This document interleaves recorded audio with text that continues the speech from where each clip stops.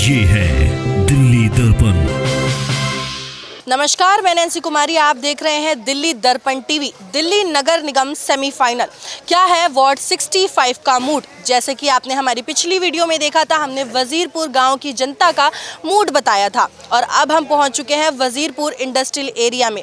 Ward 65 को आम आदमी पार्टी का गढ़ कहा जाता है, जहां से बीजेपी की पूनम भारद्वाज ने 155 वोटों से जीत दर्ज कराई थी और साथ ही 8 महीने पहले विधानसभा चुनाव में आम आदमी पार्टी के विधायक को 1500 वोटों से हराकर विधायक बन चुकी हैं। अब इस खाली हुए वार्ड से बीजेपी ने वीना असीजा को प्रत्याशी बनाया है, तो वहीं आम आदमी पार्टी ने पूर्व निगम पार्षद विकास गोयल की पत्नी को टिकट दिया है। मामला रोचक है, चुनाव की जंग झुग्गियों और कोठियों के बीच में है। तो चलिए जानते हैं क्या है झुग्गियों में रह रहे मतदाता का मूड।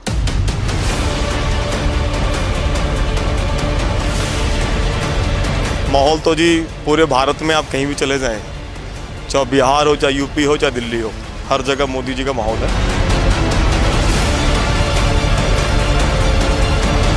अब तो हम पार्टी बदलेंगे, क्योंकि 3 महीने से हम देख रहे हैं कि जब से जीती है बीजेपी, तब से पूनम भारद्वाज ने कोई भी झुग्गी में काम नहीं की।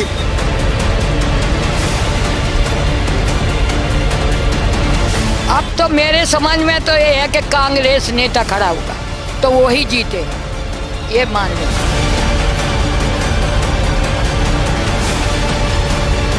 सर, आपसे 2 शब्द जानना चाहेंगे, इलेक्शन का समय है, क्या लग रहा है माहौल देखकर आपको? माहौल तो जी पूरे भारत में आप कहीं भी चले जाएं, चाहे बिहार हो, चाहे यूपी हो, चाहे दिल्ली हो, हर जगह मोदी जी का माहौल है। और सब लोग चाहते हैं देश के अंदर कि मोदी जी जो एक गरीब के घर से निकल करके भारत के प्रधानमंत्री बने हैं, उन पर आज सब पूरी दुनिया में विश्वास कर रही है। और अभी ये छोटा सा चुनाव है, उपचुनाव है 12 सीटों पर।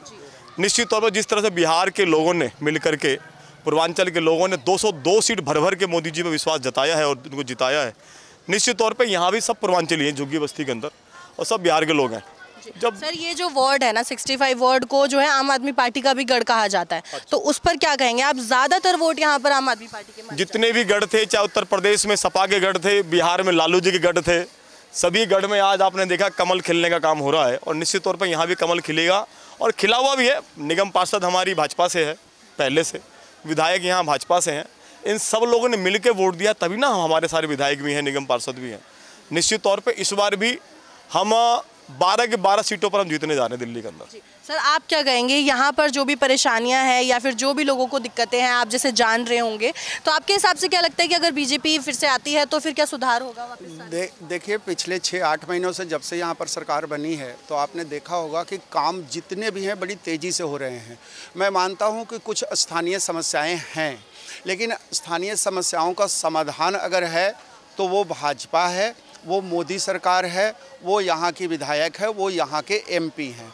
तो ठीक है, हम उन समस्याओं पर काम कर रहे हैं। हमारी पार्टी, हमारी सरकार बहुत तन मन धन से काम कर रही है और मैं आपको विश्वास दिलाता हूँ कि जो भी स्थानीय समस्याएं हैं उसको हम लोग जल्द से जल्द निपटा लेंगे। और यहाँ पर जितने खास करके झुग्गी झोपड़ी में लोग देख रहे हैं, आप उनकी सुविधाओं का पूरा ध्यान हमारे, क्योंकि हमारी सरकार ही मैम आप देख रहे हैं कि गरीबों के लिए है, वंचित के लिए है, शोषित के लिए है। तो ऑफ कोर्स हम लोग काम करेंगे ना। इतने सारे मकान बनाए जा रहे हैं, नालियाँ साफ़ की जा रही हैं। देखिए, ये अभी आप दिखा सकते हैं, गाड़ी जो आ रही है ये भी सफाई के लिए है। तो समस्या का समाधान मैम हम लोगों ने पूरा ढूंढ लिया है और पूरी सरकार, हमारी बहन रेखा गुप्ता तन मन से लगी हुई हैं कि कैसे करके दिल्ली के खास करके सेवा बस्ती के लोगों की समस्या कैसे सुधारी जाए। इस पर पूरा जो है वो हम लोग काम कर रहे हैं। सर, आप क्या कहना चाहेंगे कि अभी जो है ना 3 पार्टियां हैं, तीनों में से कंपटीशन किन किन के बीच? कंपटीशन में तो इस समय कोई नहीं है। भारतीय जनता पार्टी सीट को जीत रही है, इसमें कोई दो राय नहीं है। झंडे पर मत जाइए आप, जो है झंडा मजदूर लगा रहे हैं, दिहाड़ी मिल रही है, पैसा मिल रही है। भारतीय जनता पार्टी पैसे देके चुनाव नहीं जीतती। भाजपा का वोट जो है अपने आप उस दिन आपको नजर आएगी जब हम 12 की 12 सीटें जीतेंगे। यहाँ पे रेखा गुप्ता हमारी दिल्ली के मुख्यमंत्री है, जो कि झुग्गी बस्ती में रहने वालों के, समाज के लोगों के लिए दलित बस्तियों में आके कैसे काम कर रही हैं। यहाँ थोड़ी सी शिकायतें और शिकायतें आने वाली 3 तारीख को रिजल्ट होने के बाद नज़र आएगा कि क्या यहाँ समस्याएं थी और कैसे भारतीय जनता पार्टी के एक एक कार्यकर्ता मिलकर भारतीय जनता पार्टी को जिताएंगे और यहाँ की समस्याओं को दूर करेंगे। यहाँ कुछ झुग्गियों के जो कोर्ट के आर्डर पर कुछ रेलवे लाइन के किनारे जो टूटी हुई हैं उसकी भी सर्वे का काम शुरू हो गया अंदर से, और वो काम जो है 3 तारीख के बाद आएगा। अभी जो है उसको उन सबको भी हम आने वाले 3 तारीख के बाद उनको मकान देने का काम करने जा रहे हैं। आइए बात करते हैं यहाँ के और कुछ स्थायी लोगों से जो यहाँ पे रहते हैं, यहाँ की परेशानियों से जूझते हैं। सर, आप क्या कहेंगे, क्या लगता है आपको कि अब जो है पार्टी बदलने की बारी है या फिर वही चलनी चाहिए? अब तो हम पार्टी बदलेंगे, क्योंकि 3 महीने से हम देख रहे हैं कि जब से जीती है बीजेपी तब से पूनम भारद्वाज ने कोई भी झुग्गी में काम नहीं की। अब जब इलेक्शन आया है तो झुग्गी में दिखाई दे रहा है कि गाड़ी से सफाई करवा रही है, ये करवा रही है। अब इनको याद आ रहा है कि झुग्गी में सफाई होना चाहिए। लेकिन जब पहले झुग्गियाँ टूटी थी उनको फ्लैट भी दिए गए हैं, और भी जो झुग्गियाँ टूटेंगी उनके लिए भी बहुत से फ्लैट्स अलाउ किए जा रहे हैं। उसका नहीं, ये सब झूठी बात है, ये कुछ नहीं हो रहा है। फ्लैट्स तो मिले हैं ना, बट लोगों को वो अलग अलग जगहों के आदमी को मिला है, जेरल बाग वालों को मिला है, यहाँ के झुग्गी वाले को किसी को नहीं मिला है। जो लाइन पे टूटी है कुछ नहीं मिला है, सब मड़ई लगा के जहाँ तहाँ कहीं जाके बसे हुए हैं। उतने दिन बाद अब इलेक्शन जो आई है तब जाके रेखा गुप्ता को याद आ रहा है कि हमारे झुग्गी में सेवा पानी होना चाहिए और कुछ बनना चाहिए। इलेक्शन बाद ये सब भूल जाते हैं। ये बीजेपी सरकार तो एकदम झूठी है, निकम्मा हो गई है हरदम। कौन सी पार्टी में आपको कंपटीशन लग रहा है तीनों में से? हमें तो लग रहा है कि इस समय कांग्रेस को ही वोट दें, वो गरीब को ही देखता है और गरीब को लिए ही सब कुछ व्यवस्था करता है। जो भी किया ये गरीब को ही कांग्रेस का ही दिया हुआ है। आज भी जो कर रहा है सबको कांग्रेस को यही राहुल गांधी किए हैं, और राहुल गांधी जी ही आए थे। बीजेपी सरकार के कोई नेता यहाँ तक नहीं आए थे देखने के लिए, इसलिए हमें कांग्रेस पे ही। चलिए और लोगों से बात करते हैं। सर, आप क्या कहेंगे कि जैसे कि बताया जा रहा है नेता सिर्फ जो है इलेक्शन के समय में दिखाई देते हैं, क्या कहना है आपका? मैडम, पहले तो आपके चैनल के माध्यम से ये बदलाव की जो लहर यहाँ चल रही है, हमारे मित्र हैं, परिजन हैं, रिलेटिव हैं, यहाँ रहते हैं काफ़ी सालों से, 40 साल से हमारे परिवार के लोग यहाँ बास करते हैं। हमारी उम्र 35 के ऊपर हो गई है। और जहाँ तक मेरा मानना है कि ये जो देन है झुग्गियों की, ये कांग्रेस के एक बहुत बड़ा इसमें योगदान रहा है, जिसके अंदर हमारे पिताजी ने 40 साल का वर्ष जो यहाँ पे बिताया। तब तक हमें कोई परेशानियों का सामना नहीं करना पड़ता था, और आज उसके जाते ही कभी 2,500 का प्रलोभन दिया महिलाओं को, कभी इन्होंने 15 लाख का प्रलोभन दिया, सेंटर की गवर्नमेंट बनानी होती है इनको, तो कभी राम का प्रलोभन दिया, कभी सनातन का प्रलोभन दिया। तो कुल मिला के मेरा मानना, जब आप सेंट्रल में बैठे हुए हैं, समझना आप एक एजुकेटेड पर्सन हैं, आप पत्रकार हैं, जर्नलिस्ट हैं, आप देश की चौथा स्तंभ बोले जाते हैं, आवाज़ हैं आप एक चीज़ बताइए, इन 12 सीटों पे जो उपचुनाव हो रहे हैं, जहाँ तक मेरा मानना है ज़्यादा से ज़्यादा सीटें जो हैं वो बीजेपी के ही अंडर कवर थी पार्षदी में। तो ये लोकतंत्र का जो चुनाव है, इसमें जनता का पैसा लगता है। चुनाव आयोग जो पैसा खर्च करती है सीट पे चुनाव कराने के लिए, उसमें एक एक जनता का, अगर ये लोग अपने लिए साबुन की एक पैकेट भी लेके आ रहे हैं, तो उसमें भी ये जीएसटी के माध्यम से उस कंपनी के माध्यम से देश को चलाने के लिए बहुत कुछ दे रहे हैं। मानते ना आप इस बात को? तो यहाँ पे जो ये उपचुनाव हुए, इसकी वजह सबसे एक मुख्य वजह यह है कि आपकी एक पार्षद ऑलरेडी जीती हुई है, आप उनसे 5 साल का पूरा कार्यकाल भी नहीं करा पाए। विधानसभा में आपके पास कोई प्रत्याशी नहीं था, तभी ना आप इनको विधानसभा में लेके गए कि आपके जीते हुए कुछ वोट आपके पास हैं और आप विधानसभा में इन्हें लड़ा दो। तो ये सीट खाली हो गई, तो जो देश लॉस में जा रहा है, एक तो आपकी ये विचारधारा को नष्ट कर रहा है। यहाँ पे आप फ्लैटों की फोटो खिंचवा के, जो शीला जी की देन थी, जिन्होंने नींव रखी, आप फोटो खिंचवा के हमें फिर बगलाने का काम कर रहे हैं कि 2,500 आएंगे महीने में। आए 2,500 भाई? दीदी से पूछो, मेरी दीदी है, पूछो 2,500 आए? नहीं आए। 2,500 आए किसी के? बोले थे तो ये नहीं आए। तो ये एक चीज और कहना चाहूंगा कि एक चीज सनातन के बारे में, बहुत बड़े सनातनी है, मैं छोटा सा सनातनी हूँ, कि पावस देख रही मन मोरा सादे मोन। समझना, कबीर जी का बहुत बढ़िया दोहा है कि पावस देख रही मन मोरा सादे मोर, और दादुर बगला भक्ता भय हमें पूछत कौन। सनातनी हम, और वोट कांग्रेस को जाएगा। जातिवाद, भेदभाव, हम प्रदेश से आके यहाँ कमाने के लिए आए, आज यहाँ की जो परेशानियां हैं आपकी, वो विधायक आए, निगम पार्षद आए, कभी आपने उनसे बोला कि ये परेशानियां हैं हमारी, इनको हल करिए, या फिर उनकी सुनवाई नहीं हुई? मैडम जब आएंगे तभी तो बोलेंगे। अभी आप देखिए, मैं आपसे कुछ नहीं कह रहा, इतनी जनता आपके बीच में खड़ी है, किसी को हमारा प्रत्याशी ऐसे नहीं है कि 1500 का प्रलोभन भी दे सकता है, गरीब तबके से आता है। आप इन्हीं से पूछिए कि अभी मौजूदा समय में बीजेपी ने कैंडिडेट कौन खड़ी किए, उनका नाम पूछिए। पता है आपको पता है नाम? भाजपा से कौन खड़ी है यहाँ पे? भाजपा से वही खड़ी है ना, पूनम भारद्वाज खड़ी हुई है, और वो लूट के चली। दूसरे का तो नाम याद नहीं आ रहा, नाम भूलिए।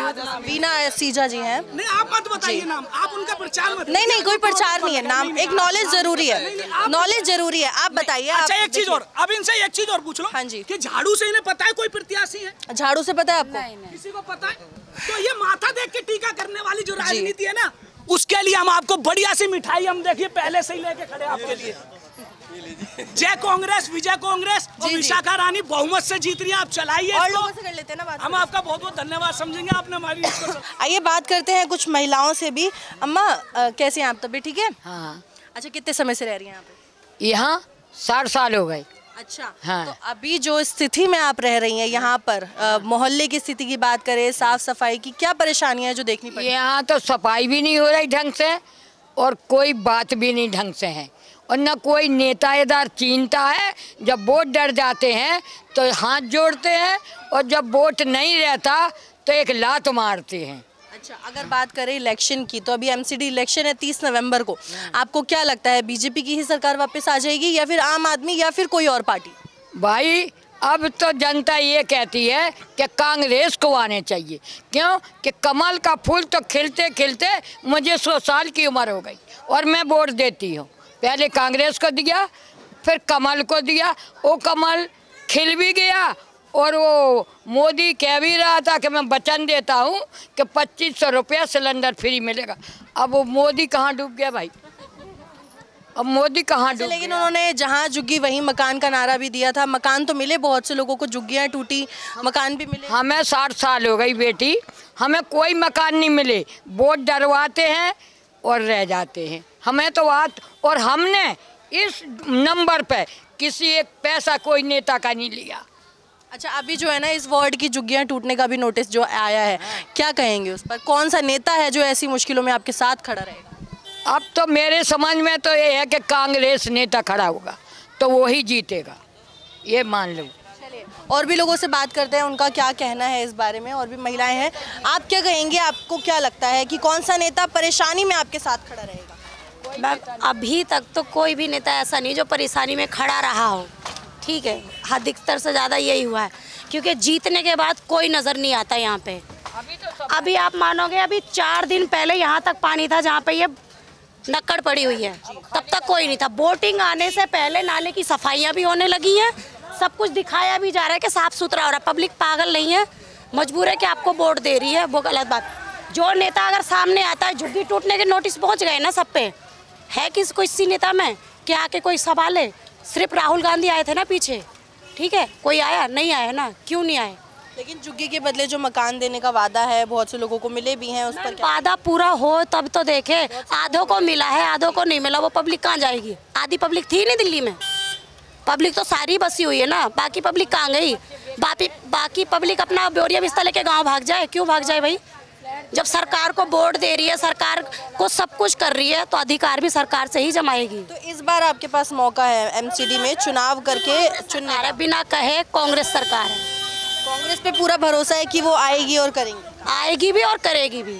ऐसा क्यों, इतना भरोसा क्यों? क्योंकि काफ़ी समय से जो है सरकार नहीं आई है कांग्रेस। ऐसा है इसलिए कि जब पीछे झुग्गियाँ टूटी ना हमारे पीछे, तब हमारे खुद के आंसू निकले, क्योंकि वो हमारी नहीं थी, पर जो बेघर हो रहे थे ना उनके लिए आंसू निकले।